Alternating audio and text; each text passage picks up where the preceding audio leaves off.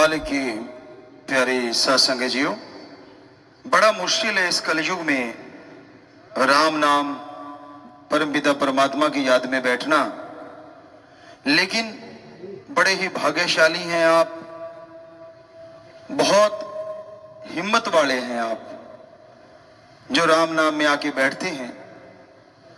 तो आप सबका सत्संग में पधारने का तहे दिल से बहुत बहुत स्वागत करते हैं, आशीर्वाद कहते हैं।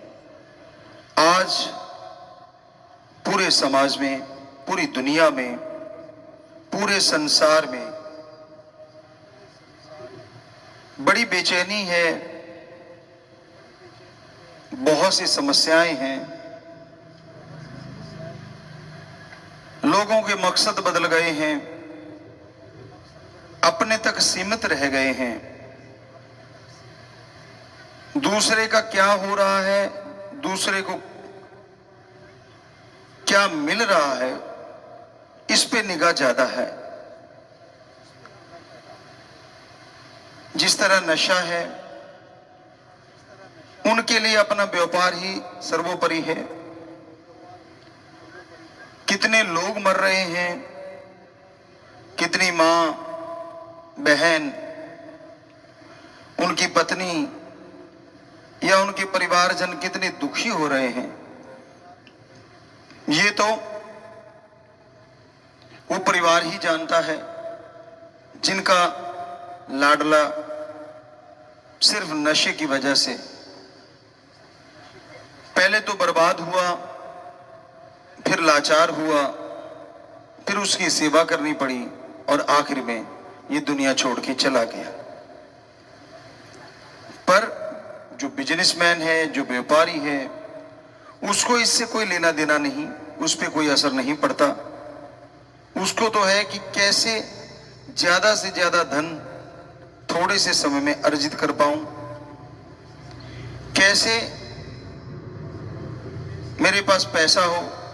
हमें ये समझ नहीं आती कि चलो मान लो आप बहुत पैसा कमा लेंगे, सोने चांदी के लैट्रिन बाथरूम बना लेंगे, क्या उसमें आप हीरे मोती देंगे?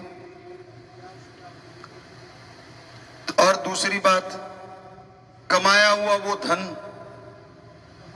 कमाया हुआ वो पैसा क्या आपसे पहले किसी ने नहीं कमाया? राजा महाराजा हुए जिनके नाम के सिक्के चला करते थे, सिकंदर जैसे हुए जो पूरी दुनिया को जीतने चले थे, हिटलर या कितने भी नाम ले लीजिए आप, कंस ले ले, पुरातन में रावण ले लीजिए, जिनकी इच्छाएं रही कि पूरी दुनिया को अपनी मुट्ठी में कर लेना है, कुछ ने करने की कोशिश की, कुछ नजदीक भी पहुंचे। तो आप एक बात का ख्याल कीजिए या एक बात का जवाब दीजिए, जो उन्होंने बना रखा था, पैसा, परिवार, जमीन जायदाद, कोठियां, बंगले, बगीचे, उनके नाम के सिक्के चलते थे, जब वो जाने लगे तब उनमें से कौन सी चीज उनके साथ गई? अजी और क्या जाना है, वो जो उनका शरीर था, जिसके द्वारा उन्होंने वो जुल्म किया, जिसके द्वारा उन्होंने लोगों को लूटा, कितनों को मारा, पता नहीं क्या क्या किया होगा, आखिर में वो भी राख बन गया, जला दिया गया या दफना दिया गया। अच्छे कपड़े तक साथ नहीं जाने दिए गए, वो भी जल गए या गल गए। अंगूठियां, जो कुछ भी वो पहना करते थे, सब उतार के रख दिए गए। तो फिर जो आज अंधाधुंध जहर बेच रहे हैं, और समाज में कितनी मां बहनें तड़फ रही हैं, बाप तड़फ रहे हैं, जिनके बच्चे नशे की वजह से बर्बाद हो गए, तो क्यों नहीं सोचते कि चंद नोटों के लिए, चंद रुपयों के लिए वो जो जहर बेच रहे हैं, वो पैसा तो यहीं रह जाएगा, आदमी के साथ जाते उसके किए कर्म, जीते जी उसके साथ रहती है दुआएं या बद्दुआएं। तो वो मां, वो परिवार, वो बाप जिसका बेटा बेटी चले जाते हैं, वो दुआएं नहीं निकल सकती उनके अंदर से। लाचार हैं वो, तंग हैं वो, लेकिन उनके अंदर से तड़पते हुए बद्दुआएं निकलती हैं कि जिसने मेरे बेटे की, मेरी बेटी की ये हालात की है, हे परमात्मा उसका कुछ भी ना छोड़ना, सब कुछ बर्बाद हो जाए। शायद आप ये सवाल करेंगे कि अगर ऐसी बद्दुआएं लगती तो जो ड्रग माफिया हैं, जो किंग हैं आज दुनिया में नशे के, वो तो बड़े सुख से जी रहे हैं, गुंडे हैं, महान गुंडे हैं, वो कई देशों में जाके जिन्होंने शरण ले ली, वो आज बड़े ऐशो आराम से रह रहे हैं। तो अगर बद्दुआओं में असर होता तो बर्बाद क्यों नहीं हुए? क्या पैसे को ही आप सुख मानते हैं? क्या आप ये समझते हैं कि उनके पास ऐशो आराम के साधन बहुत है इसलिए वो बड़े सुखी हैं? हम आपको लिख के गारंटी दे सकते हैं, आत्मिक तौर पे उनको वो शांति नहीं जो रोज की दिहाड़ी मजदूरी करने वाला हक हलाल मेहनत की करके खाता है और रात को बड़े बड़े पत्थरों पे सो जाता है। बेचारे क्या ओढ़ना आसमान होता है और नीचे बिछोना धरती होती है, वो करोड़ों गुना सुखी है उससे जिसके पास सुख सुविधा के साधन हैं लेकिन अंदर की शांति नहीं है, अंदर की संतुष्टि नहीं है। सिर्फ देखने मात्र से कोई सुखी नहीं होता। पता नहीं कितने तरह के रोग उनको घेरे बैठे होंगे, पता नहीं कितनी उनकी टेंशनें उनको सोने नहीं देती होंगी। तो वो बद्दुआओं का असर है, क्योंकि हमारे धर्म झूठ नहीं बोलते। तो हम अब आपको ज्यादातर जो अपने तजुर्बे हैं, एक होता है प्रवचन और एक होता है वचन। प्रवचन जो संत महापुरुष हमारे कर चुके उनका उदाहरण देना, वचन जो अपना अनुभव है। तो कोशिश करेंगे कि अब आपको ज्यादा से ज्यादा अपना अनुभव ही आपको सुनाया करेंगे। तो ये हमारा अनुभव है शास्त्र नाम शाह मस्तान जी का दिया हुआ, उनकी रहमो करम, उनकी कृपा कि हमने ये देखा है कि जो लोग ठगी, बेईमानी, पाप, गुनाह, जहर से पैसा कमाते हैं, दूसरे को बेवकूफ बना के उसको लूट लेते हैं, लेग पुलिंग करके दूसरे को नीचा दिखाते हैं और खुद धनाढ़ अपने आप को सुखी बनाने के लिए सुख सुविधा के साधन जुटाते हैं, हम गारंटी देते हैं अंदर उनके शांति, आत्मिक शांति और दिमाग की शांति नहीं आ सकती, ये हम गारंटी देते हैं। और दूसरी तरफ रोज मजदूरी करके जो पेट भरता है, मेहनत करता है, ठीक है वो तंगी में जी रहा है, हो सकता है उसे भूखा रहना पड़ रहा हो, पर उसके दिमाग में, उसके आत्मा को वो टेंशन गम चिंता नहीं है जो उन अरबों खरबों पति ठग को है या बेईमान को है या जहर बेचने वाले व्यापारी को है। कौन सी जिंदगी जीना चाहते हैं? आखिर में वो सब कुछ कमा के सारा कुछ करके किस तरह भागते हैं? हमें आत्मिक शांति चाहिए, उसके लिए दौड़े फिरते हैं। कभी किसी विदेशों में चले गए, वहां जाके, कभी किसी और अच्छी जगह, हिल स्टेशन वाले, कोई भी अलग अलग जगहें हैं, पूरे इस प्रभु की कुदरत ने बना रखी हैं, बड़ी सुंदर जगह है, देखनी चाहिए। लेकिन जब अंदर अशांत हो ना तो बहारें भी बंजर लगती हैं, तब बाग बगीचे भी उजड़े लगते हैं, और जब अंदर शांति हो और शरीर तंदुरुस्त हो तो तब बंजड़ भी बहार बन जाती है। अंदर की शांति कैसे आती है? पहली बात, आप परमपिता परमात्मा का नाम लें। दूसरी बात, आत्मा की आवाज सुने। तीसरी बात, मेहनत की करके खाएं। चौथी बात, आत्मा की बात सुने। हम ये भी गारंटी देते हैं अपने अनुभव के द्वारा, MS जी ने जो दिया, शास्त्र नाम दाता रहबर ने, शाह मस्ताना जी कुल मालिक दाता रहबर ने, वर्डिंग इधर उधर हो सकती है, दोनों एक ही रूप है। हमारे लिए तो सब कुछ वही है। उन्होंने हमें अनुभव दिया, आज से आपको बोला कि वही बताएंगे। तो हमने ये अनुभव किया है, ये महसूस किया है कि आदमी वही सुखी है जो अपनी आत्मा की आवाज सुन के अमल कर लेता है। और एक और गारंटी देते हैं आपको, कोई भी आदमी चाहे वो गुरु मंत्र लिया है, चाहे राम नाम को मानता है या नहीं मानता, मालिक को मानता चाहे नहीं मानता, जब भी वो फर्स्ट टाइम कोई बुरा कर्म करने लगेगा, हमारी गारंटी है उसके अंदर से एक आवाज आएगी, मत कर, ये बुरी चीज है, फर्स्ट टाइम। और वो होती है आत्मा की आवाज। और मन क्योंकि बहुत हावी है, मन है नेगेटिव पावर, आत्मा है पॉजिटिव पावर। तो मन फौरन फट्टी पोंछ देता है, तेरे एक के ना करने से सारा संसार नहीं सुधरने वाला, तू नहीं करेगा तो क्या फर्क पड़ जाएगा, सारी दुनिया कर रही है इसलिए तू भी करता चल, बस फट्टी साफ। क्यों? क्या आत्मा कमजोर है? क्या मन ज्यादा पावरफुल है? जी नहीं। आत्मा परमात्मा का अंश है, हालांकि सब रचना तो उसी की रचाई हुई है, चाहे काल कह लीजिए, कोई भी कह ले, है तो सब उसी की औलाद। लेकिन आत्मा डायरेक्टली मालिक का एक ऐसा अंश है जिसकी वजह से शरीर जिंदा रहते हैं। तो वो आत्मा की पावर क्यों खत्म है? आज मंदी क्यों पड़ गई?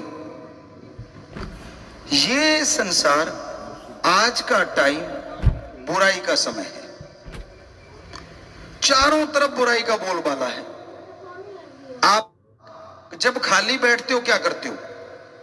बुरा ना मानना, हमारा अनुभव यह कहता है कि जब भी आप खाली बैठते हो, चुगली, निंदा, लेग पुलिंग, दूसरों की टांग खिंचाई, अपने आप को बड़ा साबित करना, दूसरे को छोटा साबित करना, अपनी ईगो हार्ट नहीं होने देना और दूसरे की ईगो को हार्ट करना, मोस्टली ये काम करते हैं।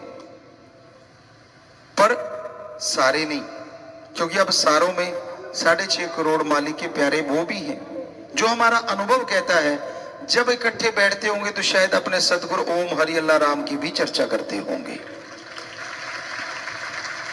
जब इकट्ठे बैठते होंगे तो यार क्या सेवा करनी चाहिए, यार समाज में कैसे बदलाव लाना चाहिए, यार पढ़े लिखे बच्चे कि यार क्या ऐसा, जैसे कल हमारा एक बेटा बोल रहा था कि क्या रिसर्च करना चाहिए, क्या ऐसा करना चाहिए, यार दुनिया में आए हैं तो क्यों ना समाज को कुछ ऐसा देके जाए कि समाज भी याद रखे कि हाँ कोई आया। और कुछ आते हैं गांव की ही दहलीज पार नहीं करते, मंडी चले जाए तो उनको ये लगता है कि यार कल वो तो विदेशों में जाया है, पर गांव में ही घूम के कुएं का मेंढे कुएं में रह के ही चला जाता है। तो इस तरह के लोग भी हैं। तो ये बात वहीं पे लेके आते हैं कि आपके अंदर की आवाज को आप दबा देते हैं और उसका कारण है खुराक। जैसी खुराक कोई खाता है बॉडी वैसी बनती है ना, ये तो डॉक्टर मानते हैं। अब बच्चे ओवरडोज ले लेते हैं, स्टेरॉइड लेते हैं मसल बनाने के लिए, ये करने के लिए, उससे क्या होता है? बच्चों ध्यान से सुनना, आप देखते हैं बॉडी बिल्डर को, आप देखते हैं यार इसकी बॉडी में 6 पैक 8 पैक 10 पैक, अच्छी चीज है, लेकिन आज जो तरीका है वो गलत है। वो जो स्टेरॉइड लेते हैं, जो डॉक्टरों से हमारी चर्चा हुई, हम कोई डॉक्टर नहीं है, हो सकता है हम उतना परफेक्टली वो बात ना बता पाए, पर फिर भी बताएंगे कि होता क्या है। उससे हमारे मसल बड़े होते हैं, लोकल एरिया में भी अलग से इंजेक्शन चल गए, वो लगा लो वो मसल बड़ा हो जाएगा। दवाइयां आ गई स्टेरॉइड जिसमें काफी ज्यादा है, तो थिकनेस बढ़ती है। कहने का मतलब हमारे जितने भी मसल हैं उनमें मोटापा, मजबूती आती है। तो क्या आप जानते हैं कि हार्ट को मोटा नहीं करना चाहिए? शायद नहीं, उस तरफ तो ध्यान ही नहीं जाता। तो पूरी बॉडी अगर वो थिकनेस आती है या स्टेरॉइड के साइड इफेक्ट होते हैं, तो हार्ट का जो स्किन है, वो जो धड़कता है, तो उसमें भी वो स्ट्रांगनेस आ जाती है, जो कि नहीं आनी चाहिए, लचीलापन रहना चाहिए, देसी भाषा में अगर हम कहें तो जब उसमें वो चीज आ जाती है तो फिर आपका ब्लड प्रेशर अनियमित हो जाता है, आपकी बहुत सारी बीमारियां जो कि आपको पता नहीं चलता लेकिन होती रहती हैं। और फिर एक दिन ऐसा आता है कि हार्ट खुले का खुला रह जाता है और बंद का बंद रह जाता है, क्योंकि वो हार्ड हो गया। उसको लचीला बनाया था भगवान ने, लेकिन आपने दवाइयां ठूस ठूस के, और फिर आपने सुना होगा कोई जिम करता ही चला गया, या कोई बेचारा, दर्द है उनके लिए हमारे दिल में, लेकिन दुख इस बात का है कि अज्ञानता की वजह से ये सब हुआ। ये पैक बनाने हैं, तो नॉर्मल प्राकृतिक खुराक खा के आप मेहनत कीजिए। जैसे पुराने टाइम में कहते दंड पे लिए, वो दंड फुल जिम होता था। पैर के अंगूठे से लेके सिर तक हर मसल की एक्सरसाइज होती थी उसमें। जो पुराना दंड मारा जाता था कि नाभि के पास आप उल्टे लेटो, नाभि के पास एक लाइन मारो, और आपके माथा जहां सिर बिल्कुल लास्ट आता, लास्ट पॉइंट, एंड पॉइंट, वहां एक लाइन मारो। हाथों पे ऐसे उल्टे आप हो, बच्चे जानते हैं जो दंड मारते हैं ऐसे, क्योंकि हमने तो ये बहुत किया है, और वहां जिम जुम कुछ नहीं होते थे। यूं रखो और नाभि पे जो लाइन मारी है वहां नाक लगाओ, और यहाँ माथे के आगे ये सिर के एंड पॉइंट में लाइन लगाई थी, वहां तक नाक जमीन से लगाते लगाते फिर आगे ऊपर उठो, और फिर वापस जाओ, और फिर ऐसे करो। ये वो एक्सरसाइज है जो फुल जिम है, आपके हर मसल को पावरफुल कर देती है। तो पुराने बुजुर्गों में ताकत इसलिए थी, दिमाग आपका ज्यादा है, टेक्नोलॉजी अच्छी आ गई, कोई शक नहीं, हम मानेंगे जो चीज है। पहले ये चीजें नहीं थी, लेकिन आज बहुत अच्छी है, लेकिन आज वो बॉडी नहीं है जो पहले हुआ करती थी। और उसको बनाने के लिए आपको शॉर्टकट चाहिए, और कंपनियों को पैसा चाहिए। अब ये कंपनियां भी बुरा मनाएंगी शायद, कहीं सुन लिया तो। उनको चाहिए पैसा और आपको चाहिए शॉर्टकट, और उन्होंने बना दी दवाई कि भाई लोकल एरिया में लगा लो और आपके मसल बढ़ जाएंगे। और फिर आप यूं दिखाते हो कि देखो मेरा ये, और मेरे ये 8 पैक और 6 पैक, और अंदर सामान क्या डल गया जो आपकी जीवन लीला कभी भी खत्म कर सकता है। और हो रहा है ऐसा बच्चों के साथ। तो बच्चों, प्रोटीन के लिए बड़ी दालें हैं हमारी, पनीर है, आप ये चीजें ले सकते हैं, उससे नेचुरली एक्सरसाइज के साथ बनाएं, ना कि जिम करो, कोई हर्ज नहीं। उसमें मशीनें आ गई हैं, आधुनिक युग है। वो तो हम कह रहे हैं, अगर गरीब बच्चा कहता है कि ये मैं तो जिम तो कर नहीं सकता, तो मारदंड चला, गंडासा मशीन, टोका मशीन। हमने टोका मशीन चलाई है और वो मसल आज तक नहीं गए, वहां कोई कुछ नहीं करते। एक भी मसल ऐसा नहीं है जो लूज हुआ हो, और वो लड्डू से लुढ़क जाती है अगर ना दवाई लोगे तो। लेनी ही पड़ेगी भाई, और वो एक्सरसाइज करनी ही पड़ेगी। जो दवाई ले रखे बच्चे जानते हैं, जो करते हैं ऐसा। और ये वाले कभी नहीं जाते, जो कमाया होता है। शरीर कमाना कहते हैं पुराने टाइम में, कि शरीर कमाया है। फावड़ा चलाओ, फुल्ली जिम है। और गंडासा मशीन, आप गरीब हो तो वो तो होगी ना कहीं। कुतरा करते थे पहले, जो पशुओं का चारा डालते थे, तो वो गंडासा मशीन या टोका मशीन, अलग अलग नाम है, वो हमने बहुत चलाई है। इतनी उठाओ कि पंजों के बल ऊपर जाए, और इतनी नीचे lower back, upper back, chest और बाइसेप्स, ट्राइसेप्स, फोर आर्म, और ये बाकी छोड़ो, ये हाथ और उंगलियां, हर चीज की एक्सरसाइज है उसमें, अकेली एक मशीन में। सारा जिम एक तरफ और वो अकेली मशीन एक तरफ। अकेली मशीन, कितना खर्चा होगा? कुछ भी तो नहीं। और साथ में पुण्य प्राप्त करोगे, वो जो चारा है किसी पशु को डालोगे, उसकी भी दुआएं आपके साथ हो लेंगी। और फीस भी नहीं लगी, एक बारी थोड़ा सा, उससे आप बिजनेस भी तो कर सकते हो, हरा चारा बेच दो। जितनी की मशीन आई कुछ दिनों में निकाल लोगे, और ये मशीन पावरफुल हो जाएगी। तो आपको अनुभव की बात करिए तो अपना अनुभव है ये 100% किया हुआ और 100% रिजल्ट वाला। हमने अपने दोनों स्कूलों में हमने ये टोका गंडासा मशीन लगाई हुई थी। और प्लेयर, एक टाइम ऐसा भी आ गया था, इंडिया के एशिया में जितने मेडल आते थे 10% हमारे स्कूल कॉलेज बच्चे ही लेके आते थे। कई तो टीम ही पूरी की पूरी हमारे स्कूलों की होती थी। जूडो में बहुत सारे बच्चे होते थे, यहां तक हमें जाता बच्चे लड़के। और स्केटिंग हॉकी में लड़कियां सारी की सारी ही होती, जो एशिया का पदक जीत के लाई थी। योगा में बच्चियां थी छोटी छोटी, वर्ल्ड कप में पता नहीं कितने ही गोल्ड लाई। तो हम उनको यही एक्सरसाइज कराते थे। एक बार हमने तजुर्बा किया, जो पक्के सेवादार रहते हैं उनमें से कुछ चुन लिए, और गंडासा मशीन सिर्फ टोका मशीन चलवाई उनसे। तो हम एक दिन जाया करते थे और उनको लास्ट वो सैटरडे का दिन कि इतना एक्सरसाइज करवा देते थे कि बेहोशी का आलम हो जाता था। मान लो 10 मिनट में, अगली बार वो बेहोशी का आलम 15 मिनट में, अगली बार 20 मिनट में। बॉडी हमारी सहन करने की शक्ति रखती है। और उनको सीधा टग ऑफ वार, रस्साकसी में भेज दिया और फर्स्ट टाइम में शायद वो सिल्वर मेडल ले आए थे। तो ये हमारे अनुभव हैं जो आपको बोला बताया करेंगे। तो ये हकीकत है। पर आज तो रंग ढंगी बदला हुआ है, आज हर आदमी हीरो बना हुआ है। सोशल मीडिया का टाइम है, और कुछ आता ना हो मुंह टेढ़े उल्टे तिरछे करके फोटोएं जरूर डालेंगे। यार वर्षा में नहाने का मजा सबको ही आता है, ठीक है, लेकिन वो यूं दिखाएंगे कि देखो मैं ही नहा रहा हूं, बाकी आप तो सूखे ही बैठे हो। कोई भी चीज देख लो आप, बच्चे आज कर रहे हैं, हम रोकते नहीं, आपको कुछ करते रहो, आपका दिमाग है, आपका फोन है, हमें कोई 1% भी एतराज नहीं। लेकिन हम तो ये कहते हैं कि गलत चीज मत करो। आप चाहते हो कि मुझे चाहने वाले बढ़ जाएं, उसे जो भी आप कहते हो कि भाई मेरे को बहुत सारे लोग फॉलो करते हैं, तो फिर उनके लिए ऐसा उदाहरण बनो ना। कभी ये दिखाओ कि मैंने इतनों का नशा छुड़ाया, भाई देखो मैं आज नशा छुड़वाने जा रहा हूं, इतने लोगों को देखो मैंने नशा छुड़वाया। डाला है आपने कभी आपने इसमें? नहीं, आपको तो अपने से फुर्सत नहीं। मुझे देखो मैं ये कर रहा हूं, मैं डांस कर रहा हूं, आते जाता कुछ है नहीं। डीओ पे बड़े घूम रहे भाई, एक्टर बन के घूम रहे हैं। सारी दुनिया एक्टर है, क्या करें, अब फोन आ गए, रोक कोई सकता नहीं। खुद ही डीओपी है, खुद ही लाइटमैन है, और खुद ही डायरेक्टर है, और खुद ही हीरो है।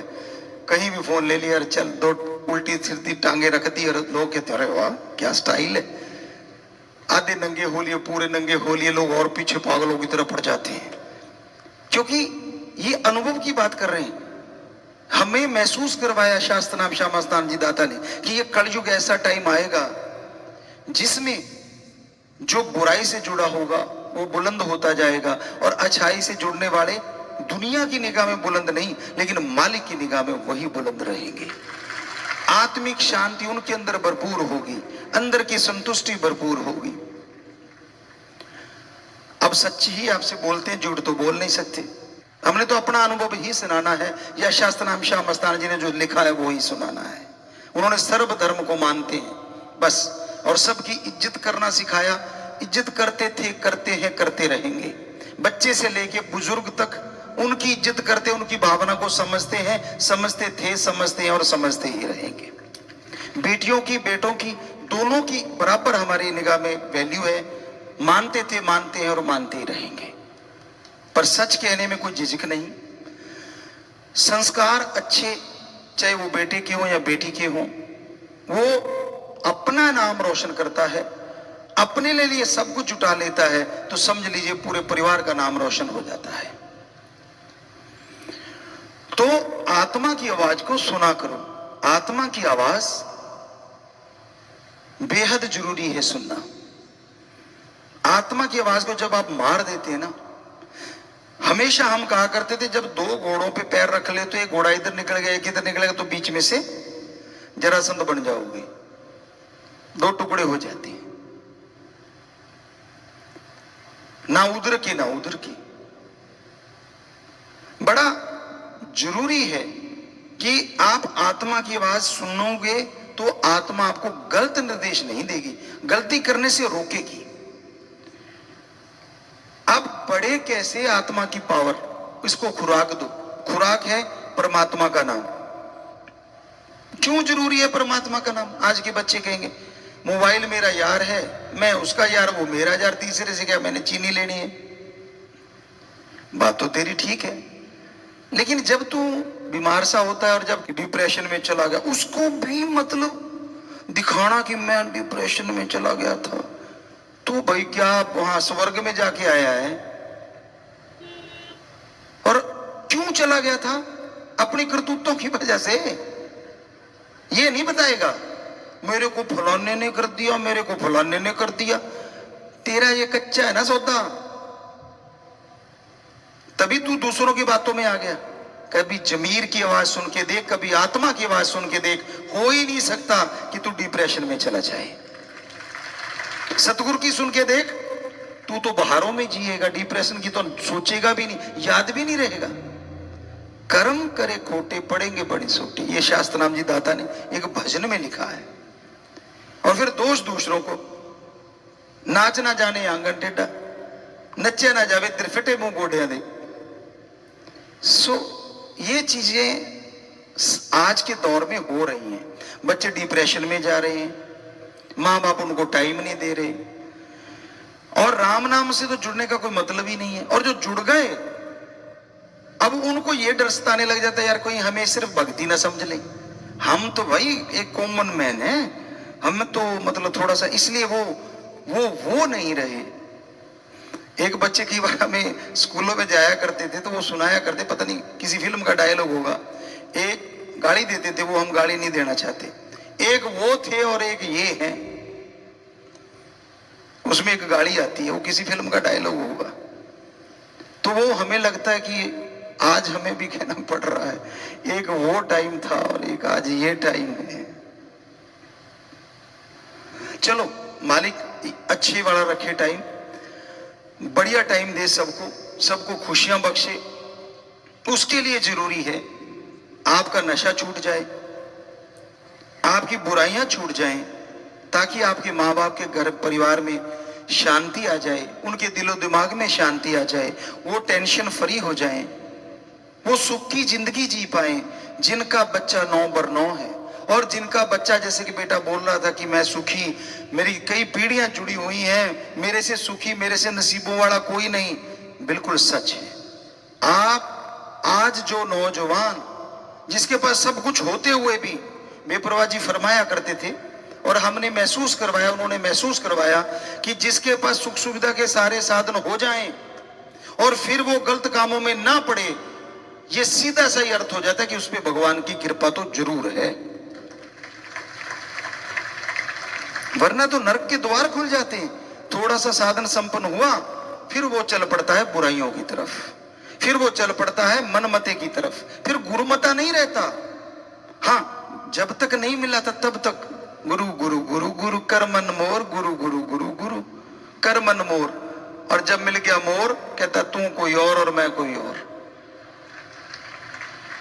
पंगा तो यही है ना।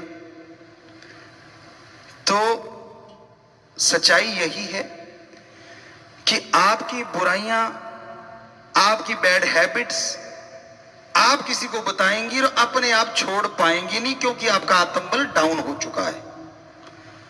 आपको अभी पानी का गिलास भर के दिखाएं, आधा भर दें तो आपको लगेगा आधा खाली है। आधा खाली बोलने वाले ज्यादा होंगे, आधा भरा है वो बोलने वाले कम होंगे, क्योंकि आत्मबल नहीं है। जब भी आप कोई काम कर, मैं ये तो नहीं होगा, ना ना ना ये नहीं हो सकता, मुश्किल है। और एक कहता है चाहे कितने मुश्किल हो, यार चुटकी का काम है, बात ही कुछ नहीं, 100% वो होगा। आत्मबल साथ दे रहा है, नहीं होगा। गिलास आधा है तो इसका मतलब पहले ही आपके माइंड ने हार मान ली 50% कि नहीं होगा, और बाकी 50% आपका काम करने की क्षमता में कमी आ जाएगी नेचुरली। जब ये पुर्जा सबसे बड़ा है, यही बुजुर्ग बनाता है और यही बुजुर्गों को जवान बना देता है। इसी में है सारा सौदा, यही गुरुमुख बनाता है और यही मनमुख भी कर देता है। आत्मा की सुनता रहे तो गुरुमुख, और गुरुमुखता में क्या चीज है, बंदा नशे नहीं करता, तंदुरुस्त रहता है, और असली इस धरती पे खुशियां, परमानंद, जिसमें दुख नाम की चीज नहीं होती, वही भोग के जाता है। बाकी तो दुख सुख की ही माया जाल में उलझे रहते हैं। तो भाई ऐसा है वो गुरु मंत्र, ये है वो कुंजी जो आपके भाग्य को बदल देगी। ये है वो कुंजी जो 15 मिनट बैठे बैठे भी अगर यहां उसको दोहरा लोगे तो आपके नशे की आदत को यहीं छुड़वा देगी। ये है वो कुंजी जो आपको स्टडी में, पढ़ाई में इतनी शक्ति देगी कि आपका माइंड जो पढ़ाई में नहीं लगता झट से लगने लग जाएगा। ये है वो कुंजी जो आपको गेम में या जो भी आपका अच्छी चीजों में शौक है उसमें आगे बढ़ा देगी और बुरी चीजों को खत्म कर सकती है। किसी को बताना भी नहीं पड़ेगा। आप डरते इसलिए है ना कि किसी को बताएंगे तो बेइज्जती होती, मत बताइए। पर अपनी आत्मा से तो नहीं छुपा सकते, परमात्मा से। तो जैसे ये राम का नाम जपेंगे, सोच लीजिए 5 मिनट अपने लिए दिया करो कि मेरे में क्या क्या बदलाव आया और मैं क्या क्या बुराइयां करने लग गया। वो सोच के और 5 मिनट 15 मिनट सुमन कर लेना, यकीन मानो 2 महीनों में ही आपकी वो आदतें बदल जाएंगी और किसी को बताना भी नहीं पड़ेगा। आप अपने आप ही चेंज होते जाएंगे और आपको अच्छा फील होगा जब समाज इज्जत करने लगेगा। तो भाई वो गुरु मंत्र, वो शब्द जिनके पास है उसका इस्तेमाल कर लिया करो। पता नहीं कौन सी अलमारी में रख रखा है, कईयों ने तो बिल्कुल अलमारियों में ही रख रखा है, पता नहीं लॉकर समझ के डाल रखा है, तब निकालते हैं जब जरूरत पड़ती। पेपर आ गए ना फिर देखना। राम राम राम राम, जिन्होंने गुरु मंत्र लिया है, कहने का मतलब। बाकी जो कोई जिसको भी मानता फिर वो वहां जाता है, मैं तेरे दिए करूंगा, मैं तेरे को लड्डू पेड़े खिलाऊंगा। हाँ, वो तेरे पेड़ों का ही भूखा बैठा ना। ये क्यों नहीं कहता कि मेरे पेपरों में वजह से मैं तेरे को कर रहा हूं सारा कुछ, या मैं बिजनेस की वजह से तेरे को कर रहा हूं। आप एक रस रहो, हमेशा एक जैसे रहो, सुमन करते रहो, अपने सतगुरु में दृढ़ यकीन है तो रखो। दुनिया क्या कहती है, क्या क्या करती है, कहती है तो कहती रहेगी। उसने आज तक किसी को तो छोड़ा नहीं। अच्छे पहनोगे तो कुछ और कहेंगे, फटे पहनोगे तो कंजूस कहेंगे। तो दुनिया नहीं छोड़ती और आज तक कोई पूरी दुनिया को खुश नहीं कर पाया। अब हम बोल रहे हैं समाज के भले के लिए बोल रहे हैं, पर नशे की जिनकी दुकानें बंद रही हैं उनको तो नहीं हम अच्छे लगते। तो कहने का मतलब पूरी दुनिया को अगर चाहो खुश करना तो आज तक वर्ल्ड में कोई खुश नहीं कर पाया और ना ही कर पाए। लेकिन यहां से भी अच्छी चीज मिल जाए उसको चुन लो, और अपने में बुरी चीज दिख जाए उसको अपने आप छोड़ दो विल पावर के द्वारा। तो यकीन मानो आपकी जिंदगी में बहारें होंगी, आपके परिवार में बहारें होंगी और आप टेंशन फ्री हो जाएंगे। सबसे जरूरी है ये शरीर। हमने एक भजन बनाया है कि जिस्म तेरा ऐसा घर है जिसमें सारी उम्र रूने रहना। कि भाई आप बाकी चीजों में तो बड़ा फिक्र करते हो, जिस जिस्म में रूह ने रहना है उसके लिए खाना भी आप ऐसे डाल लेते हो जैसे डस्टबिन, फिर उफारा, लूज मोशन, उल्टियां करते रहते हो। अरे यार, कपड़े अच्छे पहनते हो जो दूसरे के भी पहन सकते हो, गाड़ी अच्छी लेते हो दूसरे की भी ले सकते हो कुछ देर के लिए, यार दोस्त की मांग लेते हो ना आप। क्या जिस्म मांग लोगे दूसरे का कि यार मेरा बीमार हो गया बदल लेते हैं? आप नहीं बदल सकते ना। तो फिर इसके लिए क्यों नहीं सोचते? चाहे आप बच्ची हो, नौजवान हो, बुजुर्ग हो, अधेड़ हो, तो इसके लिए सोचने देगा आत्मबल। इसके लिए सोचने के लिए शक्ति चाहिए आत्मा को। वो एक ऐसी पावर है जैसे रीढ़ की हड्डी कहते हैं बॉडी की, असली सारी बॉडी की रीढ़ की हड्डी है आत्मा। जैसे उसको पावर दोगे आपकी बॉडी भी फिट होती चली जाएगी, आपका दिमाग शांत, संतुष्ट, खुशियां और मेहनत करने में मजा आएगा। और मेहनत करने वाले कभी हारा नहीं करते, उनकी जीत जरूर हुआ करती है। तो इसलिए आप उस गुरु मंत्र से जुड़े हैं तो बहुत अच्छी बात। तो यकीन मानिए आप वो अनुभव हासिल करेंगे जो जिंदगी में आपने कल्पना भी नहीं करी। ये हम अपने अनुभव के तौर पे कह रहे हैं क्योंकि हमने ये अनुभव किया है।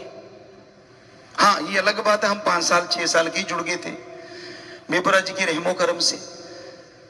तो आप जिस भी उम्र में जुड़ने जा रहे हो, पर आपका अनुभव एक अनोखा होगा, जबरदस्त होगा। फीलिंग आपकी जो आप एक बिना वजह की फीलिंग लेते हो ना बाइक के पटाखे से बजा बजा के, या मतलब बच्चों आप क्या बताएं, पता तो हमें सारा है, आप सब समझते ही हो। कई तो बेचारे ऐसा करते करते समुद्र में ही बह गए, मेरी मूवी बना दे, मेरी वीडियो बना दे। आई बड़ा दर्द हुआ, लोगों ने शोर भी मचाया जानकारों ने, रे बाहर आ जाओ बाहर आ जाओ। कहते नहीं, क्यों, तब तो मस्ती में बैठा था, पता तब चला दोनों ही खिसक लिए। वो तो एक आधा बच गया, बताया, खबरें देख रहे थे हम। बड़ा दर्द होता है। बताओ, पूरी जिंदगी दांव पे लगा दी मुंह टेढ़ा बिंगा करने के लिए। क्या इससे क्या मिलना था? लोगों ने वाह क्या बोल्ड है भाई, इतने समुद्र में बैठ के हैं वीडियो बना ली, बस चंद शब्द सुनने के लिए मान बढ़ाई के बुके जिंदगी गवा बैठी। कितनों ने गवाई होगी ये सेल्फी के लिए? क्या मिल जाता है उससे? कौन कौन से मेडल ले रखे आप में से जिन्होंने सेल्फी करके मेडल लिए हो, गोल्ड मेडल लिए हो ओलंपिक का? कोई बताएगा हमें कि सेल्फी में मैंने ओलंपिक का गोल्ड मेडल ले रखा है कोई यहां बैठा? नहीं ना। तो फिर क्यों जिंदगी दांव पे लगाते हो? सेल्फियां तो 1000 बना लोगे, ये सलामत रहना पहले जरूरी है। साईं दाता रहबर मालिक शाह मस्ताना जी, जिन्होंने सच्चा सौदा बनाया, जिन्होंने आज करोड़ों घरों में स्वर्ग जन्नत का नजारा दिखाया,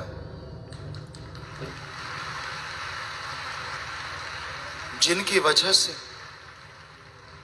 आज इंसानियत जिंदा है, इसका बहुत बड़ा काम सदगुरु मौला ने किया। इस घोर कलयुग में लोग गिरते जा रहे हैं, पर उनमें करोड़ों लोग संभले हुए हैं। ये उन्हीं की रहमो करम, उन्हीं की दया में रहमत की बदौलत हुआ है। तो सतगुर मुर्शिद कामिल शाह सतनाम शाह मस्तान का जितना गुणगान गाया जाए उतना कम है। सतगुर ने यह सिखाया, हम सब एक हैं, हिंदू मुस्लिम सिख ईसाई। बहुत लोग आएंगे जो आपको उंगली लगाएंगे, जो अपना उल्लू सीधा करने के लिए आपको लड़ाएंगे, उनसे बच के रहिए, क्योंकि एक ही मालिक की औलाद हैं, एक ही मालिक से बन के आए हैं, और सारे धर्मों में सबका मालिक एक है। ये साफ साफ लिखा है। फिर क्यों करते हैं झगड़े, क्यों फैलाते हैं नफरत? अपना उल्लू सीधा करने के लिए शातिर दिमाग लोग, चालाक लोग, ओवर स्मार्ट लोग आम भोले भाले लोगों का इस्तेमाल करते हैं। और इसलिए इंसान दुखी रहता है, परेशान रहता है, लड़ता झगड़ता रहता है। तो साईं जी ने यही बताया, मत करो झगड़ा। धर्मों में झगड़े के लिए कोई जगह नहीं है। मत करो नफरत। अरे नफरत करनी है तो अपने ऐबों से करो, अपने गुनाहों से करो। आप में जो कमियां हैं, आप में जो बुराइयां हैं, उनसे नफरत कीजिए, क्योंकि अपने अंदर की बुराइयों से नफरत करते जाओगे तो वो छूटती जाएंगी, गुण ग्रहण करते जाओगे और मालिक की तमाम खुशियों के हकदार बन जाओगे। जब आप किसी दूसरे को बुरा कहते हैं तो आप अवगुण इकट्ठे करते हैं, एक तरह से उसके अवगुणों को अपने अंदर हासिल कर लेते हैं। इसलिए कभी भी दूसरों के अवगुण नहीं, गुण देखा करो। जो आदमी दूसरों में देखता है वो इंसान के अंदर आ जाता है, और जो खुद में देखता है वो चला जाता है। इसलिए खुद में अवगुण देखो ताकि वो चले जाएं, और दूसरों में गुण देखो ताकि वो आपके अंदर आ जाएं। और जब आप गुणवान बन जाएंगे, गुण ग्रहण कर लेंगे, तो दोनों जहान में आप खुश नसीब होंगे, दोनों जहान में आप तमाम खुशियां हासिल करोगे। इंसान के विचार हैं जो बेलगाम घोड़े की तरह दौड़ते रहते हैं। आप बैठे कहीं और हो, दिख कुछ और रहे हो, और अंदर मीटिंग कोई और ही चल रही है। पीरो मुर्शिद कामिल को सब मालूम होता है। वो जानते कब आदमी जैसे ट्रेन का कांटा बदलते हैं कैसे बदल जाता है। तो इसलिए अपने विचारों को काबू पाना सीखो। जो आदमी अपने विचारों पे काबू पाना सीख लेता है वो बिल्कुल बिल्कुल शांत रहता है। कहना आसान है, शांत रहना मुश्किल बहुत होता है। कबीर जी के पास एक बादशाह आए थे, इब्राहिम अदहम, जो बल्ख बुखारे अफगानिस्तान साइड से थे। ढूंढते ढूंढते आए कि मुझे रूहानियत की शिक्षा लेनी है, मैंने अल्लाह ताला का रहमो करम हासिल करना है, दीदार करना है। तो किसी ने बताया कि इस समय तो कबीर साहब हैं। तो वो कबीर साहब जी के पास पहुंचे। कबीर जी कहने लगे, हाँ जी बताइए। कहता जी मैं ऐसे बादशाह हूं, ऐसे ऐसे आया हूं, आपसे नाम लेना है। कबीर जी कहने लगे, भाई बादशाह नाम नहीं ले सकता। कहता क्यों? कहते इसके लिए अपने आप को साधना पड़ता है। कहता जी मैं साधूंगा। कहते फिर बादशाह छोड़ो। कहता छोड़ी। कहते कर सेवा। कहता जी करूंगा। लग गया सेवा करने। अब सेवा करता था बेचारा, वहां सूत काटना, सूत को रंग देना, फिर उससे चारपाई या जो भी सूत बनाना, कपड़ा बनाना, वो लगा रहता। करते करते करते करते 6 साल गुजर गए। कबीर जी के घर से जो लोई थी वो कहने लगी, कबीर साहब अब इसको नाम दे दो, बेचारा बादशाह है, 6 साल हो गए इसको। कबीर जी कहने लगे, अभी इसमें से कुछ गंदगी गई नहीं। कहने लगे, जी आपको पता होगा। कहते नहीं आप आजमा लो। कहते जी क्या करूं? कहते थोड़ा कीचड़, मिट्टी, ऐसे कीचड़ जो होता है वो उठाओ और सुबह ये जब गली में से गुजरे इसके ऊपर डाल दो, फिर पीछे हट के सुनो क्या कहता है। कहती जी सतवचन। क्योंकि कहते हैं लोई ऐसी भक्तनी थी जो अपने पति और गुरु कबीर साहब के हर वचन पे सतवचन कहती नहीं थी, करती थी। तो कहती जी सतवचन। वो कीचड़ घोड़ा एक तसले में ले लिया, वो बादशाह वहां से गुजरा, उसके ऊपर डाल दिया और पीछे हट गई। बादशाह ने ऊपर देखा। कहता डालने वाले, ये तो मैं यहां सेवा कर रहा हूं, बलक बखारे होता करता सो करता। लोई कबीर साहब जी के पास आई। कबीर साहब कहने लगे, हाँ भाई। मुस्कुरा के पूछने लगे, क्या हुआ? कहती जी मैंने ऐसे कीचड़ डाला। और वो बादशाह कहता है, बलक बुखारे होता करता सो करता। कहता है उसके अंदर तो भी बलक बुखारा अड़ा हुआ है, मालिक का नाम कहाँ आएगा? जब तक वो बलक बुखारा निकलता नहीं, मालिक का नाम नहीं चलेगा। अब 6 साल और गुजर गए। कबीर जी कहने लगे हंस के लोई को कि लोई अब ये नाम के काबिल हो गया है। तो कहने लगी, जी क्षमा करना, मुझे तो जैसा पहले लगता था वैसा ही आज लग रहा है, आप कहते हैं तो हो गया। कहने लगा अजमा ले। कहती जी कैसे? कैसे? उस टाइम तूने कीचड़ डाला था, इस टाइम पशुओं की, आदमियों की पूरी गंदगी घोल के इसके ऊपर डाल दे, फिर पीछे होके सुनना क्या कहता है। कहती जी सतवचन। उसने वैसी गंदगी घोल बनाया, जब बादशाह वहां से गुजरने का उसके सिर पे डाल दिया और पीछे हट गए। बादशाह वहीं घुटनों के बल बैठ गया, हाथ ऊपर उठा लिए। कहता है मेरे ऊपर ये गंदगी डालने वाले, अल्लाह ताला तेरा भला करे, मेरा मन जालिम इसी के काबिल है, ये अहंकारी है, मालिक तेरा बहुत भला करे। लोई की आंखों में आंसू आ गए। कबीर साहब के पास आके नतमस्तक हो गई। कहने लगी जी आप कभी झूठ कहते ही नहीं, वाकई सच। तो कबीर जी कहने लगे अब उसका अंदर बिल्कुल साफ हो गया है। और कबीर जी ने उसको नाम दिया और जैसे नाम देते गए रूहानी मंडलों पे तरक्की हो गई, पल में सब नजारे मिल गए। कहते हैं बादशाह वहां से आ गया। ली कबीर जी कहने लगे अब तू जा भाई अपने नगर, नजारे तुझे मिल रहे हैं, सुमरण करते रहना। वो चला गया नदी के किनारे। भक्ति में कैसी शक्ति होती है।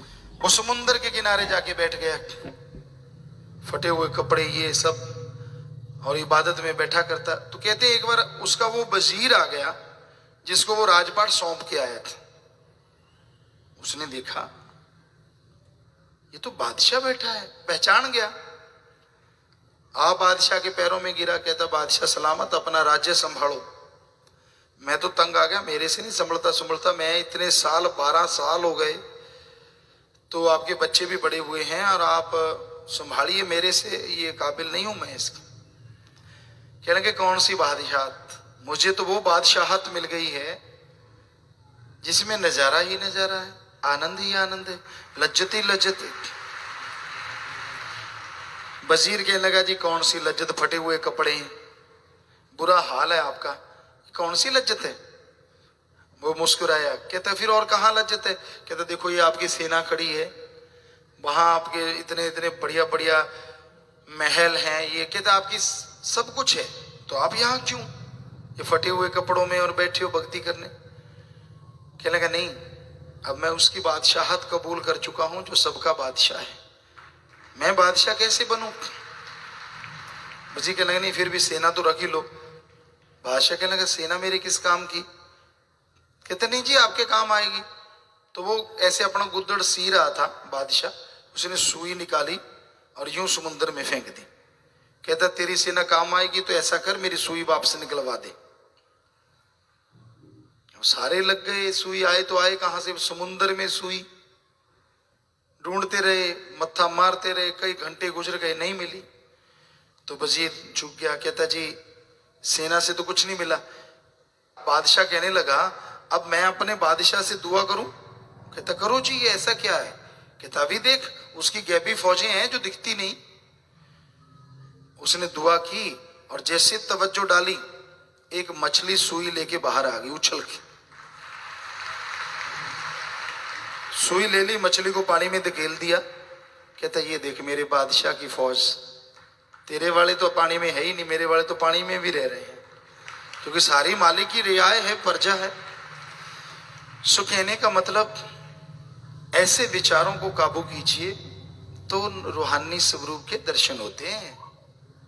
बात बात पे तुणक मिजाज, बात बात पे खुदी आ जाना, अहंकार आ जाना, ऊपर से गुरु पीर फकीर को दोष देते रहना कि मुझे मेरा 10वां द्वार नहीं खुला यार, मैंने बहुत जोर लगाया है। तूने व्यवहार कितना चेंज किया है जरा सोच। क्या तू बदला है? क्या बदलाव आए हैं तेरे तरह के? बलख बुखारा अड़ा हुआ है, बात बात पे तो तेरा बलख बुखारा बाहर आ जाता है। तो कहने का मतलब नूरी स्वरूप मालिक का अगर हासिल करना हो, जिसमें करोड़ों सूरजों से बढ़ के प्रकाश है, तो पहले शरीर को उसके काबिल बनाना पड़ता है, तब जाके वो अंदर से नूरी स्वरूप प्रकट होता है। और जो बहुत सेवा करते हैं, बहुत संस्कारी रूहें होती हैं, पता नहीं कितने जन्मों की भक्ति की होती है, अगर वो उनको मालिक कई बार पल में भी नूरी स्वरूप दिखा देते हैं, ये बात अलग होती है। अदरवाइज इंसान को अपने आप को साधना, साधक का मतलब साधना, तो कई बार कई नकल भी करते हैं। एक बार हमें हंसने की किसी ने बात बताई कि पिताजी आपने ये बात सुनाई बलख बुखारे वाली, तो किसी सेवादार ने ऐसा किया कि दूसरे के ऊपर कूड़ा डाल दिया, वो कहता तेरा भला हो। तो ऐसा करने से कुछ होता नहीं, ये तो अंदर की महल साफ करनी है, अंदर की भावना शुद्ध करनी है। ये तमाशागिरी करने से कुछ मिलने वाला नहीं है। वो अल्लाह, वो वाहिगुरु, वो राम, वो गॉड, वो खुदा तो अंदर की भावना देखता है। कूड़े करकट से मतलब नहीं है कि आप में दीनता आई कि नहीं, आप में नम्रता आई कि नहीं, तुनक मिजाजी खत्म हुई कि नहीं। कोई आपको कुछ बोले तो क्या आपके अंदर ऐसी सहन शक्ति आई है कि नहीं आई? वो अगर आ जाती है तो नूरी स्वरूप ना मिले, हम आपको गारंटी देते हैं 100% उसी टाइम नूरी स्वरूप के दर्शन हो। तो सुमरन कीजिए, वचनों पे रहा कीजिए, सुमरन के पक्के जरूर बनिए, असूल बनाइए कि हाँ जी 5 मिनट से सुमन शुरू कर लो। 5 मिनट तो कोई बड़ी चीज नहीं, 5 मिनट यूं हो जाते, और मिनट 2 मिनट रोज के बढ़ाते जाओ, बस कुछ दिनों में आधे घंटे घंटे पे पहुंच जाओगे। ये नहीं कि रोज ही 5 मिनट ही करना है, उसको बढ़ाते जाइए। कोई पता नहीं कलयुग है, अगला कहते गुरुजी ने बोला 5 तो करूंगा ही, तो हम तो ये कहते हैं एक दिन 5, अगले दिन 7, अगले दिन 9, ऐसे बढ़ाते जाओ तो आसानी से टाइम भी बढ़ जाएगा, भक्ति भी आपकी अच्छी होगी। सुमन में मन लगे न लगे, पर मालिक की दरगाह में मंजूर कबूल वो सुमन आपका जरूर होगा।